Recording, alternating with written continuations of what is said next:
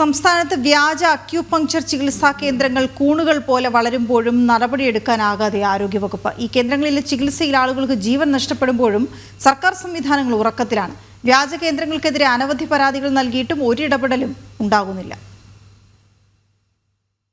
യാതൊരു നിയന്ത്രണങ്ങളില്ലാതെയും നിയമങ്ങളൊക്കെയും കാറ്റിൽ പറത്തിയാണ് സംസ്ഥാനത്ത് അക്യൂപഞ്ചർ വ്യാജ ചികിത്സാ കേന്ദ്രങ്ങൾ തഴച്ചു വരുന്നത്. അക്യൂപഞ്ചർ ചികിത്സാ കേന്ദ്രങ്ങൾ തുടങ്ങണമെങ്കിൽ, അവിടെ ചികിത്സിക്കണമെങ്കിൽ കൃത്യമായ മാനദണ്ഡം പാലിക്കണം.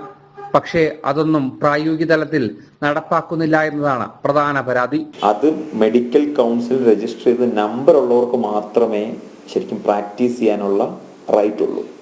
അങ്ങനെയുള്ളതല്ലാതെ, അങ്ങനത്തെ ഡോക്ടേഴ്സ് ഇല്ലാതെ കൂണുകൾ പോലെയാണ് കേരളത്തിൽ ആകമാനം ഇതുപോലുള്ള വ്യാജ അക്യുപഞ്ചർ ആളുകൾ ഈ ക്ലിനിക്കുകൾ തുടങ്ങുന്നത്. പൊതുജനാരോഗ്യത്തിന് വലിയ വെല്ലുവിളിയാണ് ഇത്തരം കേന്ദ്രങ്ങൾ.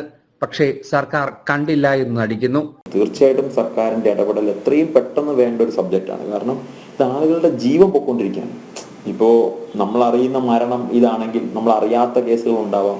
അതിനെല്ലാം ആളുകളെ വലിയ കോംപ്ലിക്കേഷനിലേക്ക് തള്ളിവിടുന്നുണ്ട്. പരാതികൾ പലവട്ടം നൽകുന്നു, പക്ഷേ ഫലമൊന്നുമില്ല എന്ന് മാത്രം. മെഡിക്കൽ ബോർഡിലേക്ക് നൂറുകണക്കിന് ആയിരക്കണക്കിന് പരാതികൾ എല്ലാ ദിവസവും ചെല്ലുന്നുണ്ട്. പക്ഷെ എന്തുകൊണ്ടെന്നറിയില്ല, നമുക്ക് അവരെ ആരെയും ഒന്ന് കണ്ടുപിടിക്കാനോ അല്ലെങ്കിൽ അവർക്കെതിരെ തക്കതായ നടപടികൾ എടുക്കാനോ പറ്റുന്നില്ല. ആളുകളുടെ മുമ്പിൽ തെറ്റിദ്ധരിക്കപ്പെടുന്നത് വലിയൊരു സിസ്റ്റമാണ്. നിയമം പരസ്യമായി ലംഘിച്ചിട്ടും എന്തുകൊണ്ട് നടപടിയെടുക്കുന്നില്ല എന്നതാണ് ഏറ്റവും ആശങ്കപ്പെടുത്തുന്ന ചോദ്യം. ജനം, കോഴിക്കോട്.